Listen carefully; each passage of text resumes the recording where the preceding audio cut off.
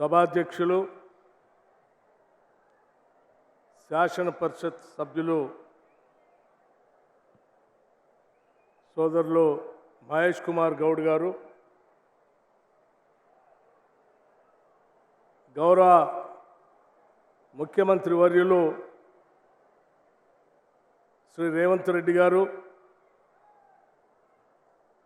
అఖిల భారత కాంగ్రెస్ కమిటీ ఈ రాష్ట్ర ఇన్ఛార్జిగా ఉన్నటువంటి ప్రధాన కార్యదర్శి దీపాదాస్ మున్షి గారు,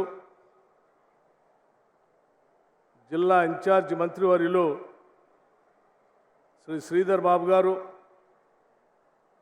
మరో గౌరవ మంత్రివర్యులు ఉత్తమ్ కుమార్ రెడ్డి గారు, మరో గౌరవ మంత్రివర్యులు పొన్నం ప్రభాకర్ గారు, గౌరవ మంత్రివర్యులు పొంగలేటి శ్రీనివాస్ రెడ్డి గారు, మరో గౌరవ మంత్రివర్యులు సీతక్క గారు, మాజీ రాష్ట్ర కాంగ్రెస్ కమిటీ అధ్యక్షులు శ్రీ హనుమంతరావు గారు, మరియు నా తోటి శాసనసభ్యులు, శాసన పరిషత్ సభ్యులు, రాష్ట్ర కాంగ్రెస్ కమిటీ కార్యనిర్వాహక సభ్యులు, అనుబంధ సంఘాల అధ్యక్షులు, అలాగే అనేక గ్రామాల నుంచి కదిలి వచ్చినటువంటి కాంగ్రెస్ కార్యకర్తలారా, సోదర సోదరిమణులారా, పాత్రికేయ మిత్రులారా, మీ అందరికి కూడా ముందుగా నా హృదయపూర్వకమైనటువంటి నమస్కారాలు తెలియజేస్తా ఉన్నాను.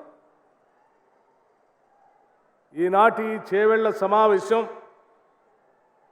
భారతదేశ చరిత్రలోని ఒక చారిత్రాత్మకమైనటువంటి సమావేశం, సువర్ణాక్షరాలతో లిఖించదగినటువంటి సమావేశం.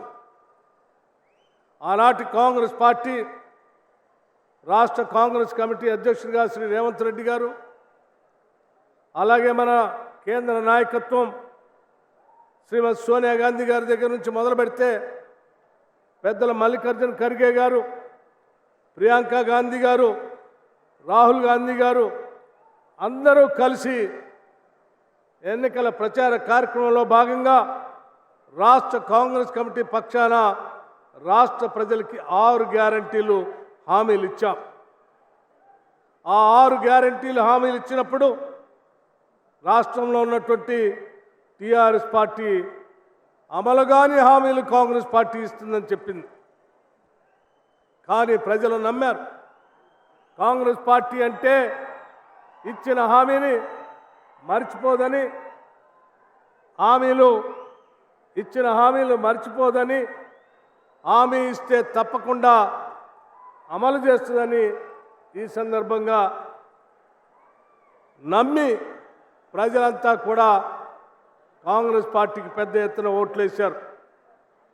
వేసినటువంటి ప్రజానికి యొక్క నమ్మకాన్ని వమ్ము చేయకుండా దేశమంతా ఎదురు చూస్తున్నటువంటి ఈ సందర్భంలో కాంగ్రెస్ పార్టీ ఇచ్చిన గ్యారంటీల్ని అమలు చేసే కార్యక్రమంలో భాగంగా అధికారంలోకి రాగానే మొదటి 2 గ్యారంటీలు మీ అందరికీ తెలిసిందే. రాష్ట్రంలో ఉన్నటువంటి మహిళల్ని కాంగ్రెస్ పార్టీ ఏ రకంగా గౌరవిస్తుందో, మహాలక్ష్ములని వారిని పూజిస్తూ గౌరవించేటువంటి కాంగ్రెస్ పార్టీ అధికారంలోకి రాగానే మొట్టమొదటిసారి రాష్ట్రంలో ఉన్నటువంటి మహిళలందరూ కూడా ఈ రాష్ట్రంలో ఎక్కడి నుంచి ఎక్కడికి ప్రయాణం చేసినా ఉచితంగా ఆర్టీసీ బస్సులో ప్రయాణం చేసినట్టుగా ఏర్పాటు చేసినటువంటి ఒక గొప్ప కార్యక్రమం మీ అందరికీ తెలిసిందే.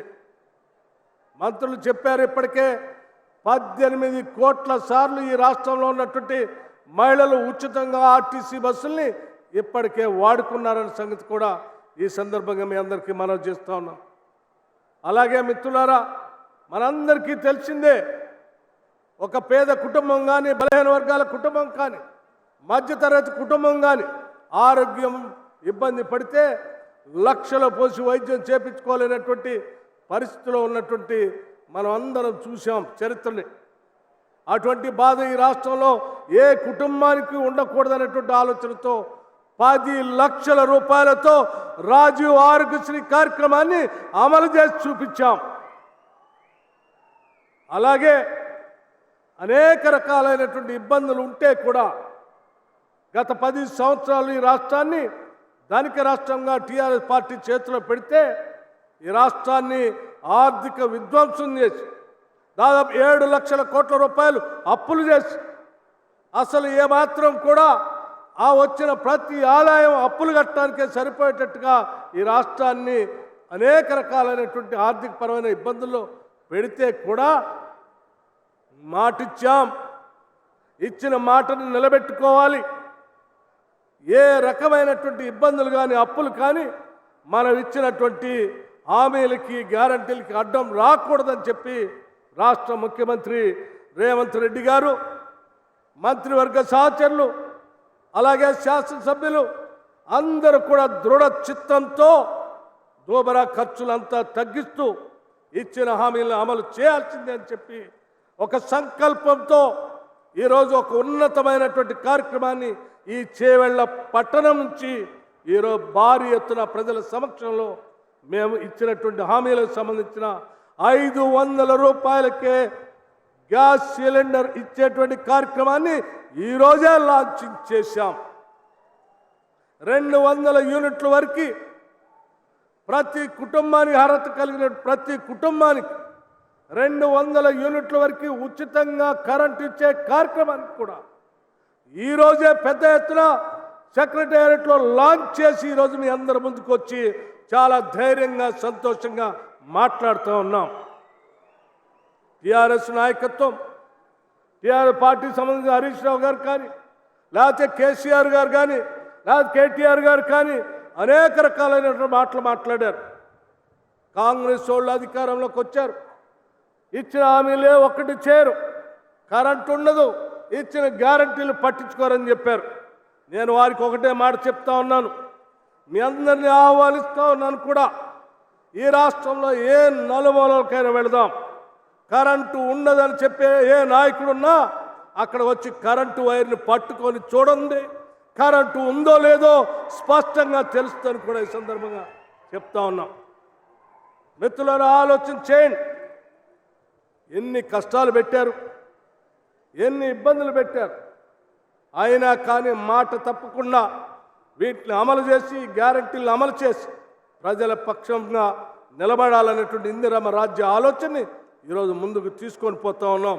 మీరందరూ కూడా దీవించాలని చెప్పి నేను విజ్ఞప్తి చేస్తూ ఉన్నాను. మేము తీసుకున్నటువంటి ఈ నిర్ణయాలు మీకు తెలియదు కాదు. చేవెళ్ళ మనందరికీ చారిత్రాత్మకమైనటువంటి ప్రాంతం. ఒకనాడు ఇదే ప్రాంతం నుంచి పెద్ద ఎత్తున పాదయాత్ర చేసి బాబాసాహెబ్ అంబేద్కర్ ప్రాణహిత చేవెళ్ళ ప్రాజెక్టుని మొదలుపెట్టినటువంటి ఆనాటి ప్రాజెక్ట్ ఇక్కడ నీళ్లు రాకుండా చేసినటువంటి ఈ దుర్మార్గ ప్రభుత్వాన్ని నిలదీయాల్సినటువంటి అవసరం ఉందా లేదని కూడా మేము అడుగుతా ఉన్నాం. అధికారంలోకి వచ్చిన తర్వాత అంబేద్కర్ ప్రాణహిత చేవెళ్ళ ప్రాజెక్ట్ అవసరం లేదు, మేము ఎక్కడో కాళేశ్వరం దగ్గర కడతాం, 152 మీటర్ల ఎత్తులో తుమ్మడిహట్టు దగ్గర కట్టాల్సినటువంటి ప్రాజెక్ట్ని 100 మీటర్ల కిందికి తీసుకొని వచ్చి 100 కిలోమీటర్లు కిందికి తీసుకొని వచ్చి కేవలం 100 మీటర్ల ఎత్తులో కట్టి అద్భుతాలు సృష్టించాం, ప్రపంచం అంతా అద్భుతంగా చూస్తుందని చెప్పినటువంటి కాళేశ్వరం ప్రాజెక్టు ఈరోజు ఏమైంది? నెట్ట నిలువునా చీలిపోతా ఉంది, మేడిగడ్డ నెట్ట నిలువునా చీలిపోతా ఉంది, అన్నారం కింద నుంచి నీళ్లు వస్తూ ఉన్నాయి. అసలు ఇది దేనికి పనికిరాదని చెప్పి డ్యామ్ సేఫ్టీ అధికారులు వచ్చి ఈరోజు ఆ డ్యామ్ను చూసి ఈ రాష్ట్రానికి దేశానికి చెప్తా ఉన్నారు.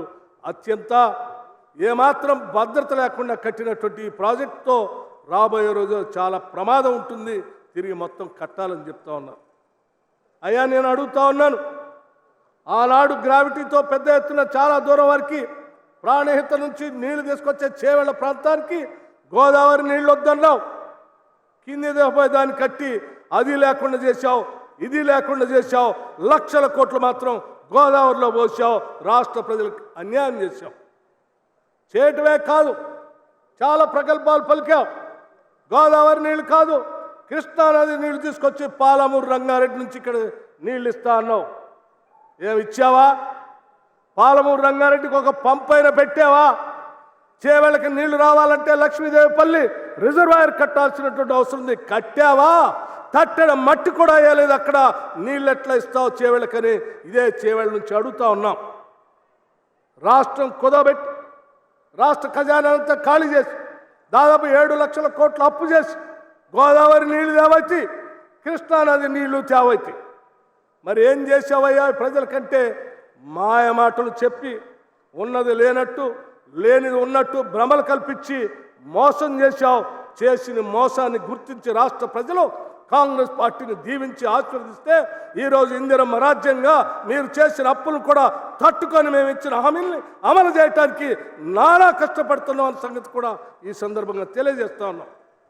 ఎన్ని ఇబ్బందులున్నా, ఎన్ని అప్పులున్నా, ఎన్ని బాధలున్నా మేము మహాలక్ష్ములుగానే మహిళల్ని గౌరవించాలని సంకల్ప బలంతో ఉన్నాం.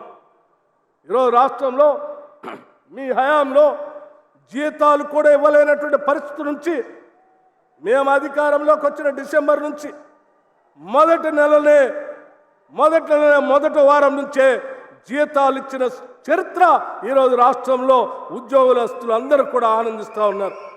అట్లాగే ఉద్యోగస్తులతో పాటు మహిళలందరూ కూడా గౌరవించుకోవాలనే ఆలోచనతో అంగన్వాడీ వర్కర్స్కి, ఆశా వర్కర్స్కి, మధ్యాహ్న భోజనం పెట్టేటువంటి మహిళలకి అందరికీ టంచన్గా బిల్లులు ఇవ్వాలి, ఈ మహిళలు బాధపడుతున్నారనేటువంటి ఆలోచనతో వాళ్ళందరికీ జీతాలు బిల్లులు ఇచ్చేటువంటి కార్యక్రమాన్ని చేపట్టాం.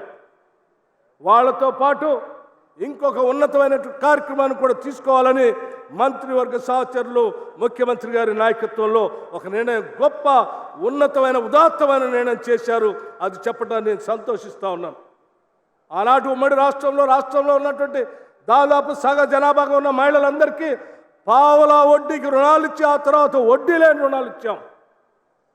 ఆ వడ్డీ లేని రుణాల్ని గత దశాబ్ద కాల 10 సంవత్సరాల టీఆర్ఎస్ పూర్తిగా తుంగలో తొక్కి మహిళల్ని ఆర్థిక సాధికారత లేకుండా గాలికి వదిలేస్తే మేమందరం కలిసి ఆలోచన చేశాం. ఈ రాష్ట్రంలో ఉన్న మహిళలంతా మన మహాలక్ష్ములు, వాళ్ళని ఆర్థికంగా సాధికారికంగా నిలబెట్టాలి. వాళ్ళ కోసం మనకి ఎన్ని ఇబ్బందులున్నా తిరిగి వడ్డీ లేని రుణాలు సెల్ఫ్ హెల్ప్ గ్రూప్స్, డ్వాక్రా సంఘాల మహిళలకి అందరికీ ఇవ్వాలి. అవసరమైతే వేల కోట్ల రూపాయలు వాళ్ళకి రుణాలు ఇప్పించాలని నిర్ణయం చేశాం.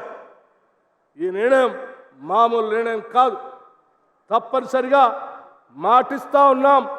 మిత్రులారా, రాష్ట్ర ప్రజానికానికి ఈ చేవెళ్ల సభ నుంచి మాటిస్తూ ఉన్నాం. మేము ఇచ్చినటువంటి ఏ హామీని కూడా వదిలిపెట్టాం. ఎన్ని ఇబ్బందులు వచ్చినా చేసి చూపిస్తాం. మీరు ఎన్ని ఆశలు పడ్డా ఆపే కార్యక్రమం లేదని తెలియజెప్తూ, మేము చేసే ఈ కార్యక్రమానికి మీ ఆశీస్సులు కావాలని, మీ దీవెనలు కావాలని మీ అందరినీ కోరుకుంటూ చివరిగా బీజేపీకి ఒక మాట చెప్పి నేను ముగిస్తాను. ఇది తెలంగాణ రాష్ట్రం. ఇక్కడ ఇందిరమ్మ రాజ్య పాలన సాగుతూ ఉంది. బడుగు బలహీన వర్గాలతో పాటు వెనుకబడిన తరగతులు, నిరుద్యోగ యువకుల కోసం పెద్ద ఎత్తున సంక్షేమ రాజ్య పరిపాలన సాగుతూ ఉంది. ఇక్కడ మీరు ఓట్ల కోసం మతాలను, కులాలను రెచ్చగొట్టి ఓట్లు పొందాలి అంటే ఇక్కడ సాధ్యం కాదని చాలా స్పష్టంగా చెప్తూ ఇంతటి కార్యక్రమాన్ని, ఆనందమైన కార్యక్రమాన్ని ఏర్పాటు చేసుకొని ఇన్ని గ్యారంటీని చేవేళ్ల నుంచి ఇక్కడే పబ్లిక్కి, రాష్ట్రానికి అంకితం చేసే కార్యక్రమాన్ని ఏర్పాటు చేసుకోవడానికి అవకాశం ఇచ్చిన మీ అందరికీ, అలాగే ఈ కార్యక్రమాన్ని చిత్తశుద్ధి అమలు చేయడానికి సహకరించిన మంత్రివర్గ శాసనసభ్యులకి, ముఖ్యమంత్రి గారికి, మనందరి రాష్ట్ర ప్రజలందరి తరఫున ధన్యవాదాలు తెలియజేస్తూ ముగిస్తా ఉన్నాను. జై హింద్, జై కాంగ్రెస్.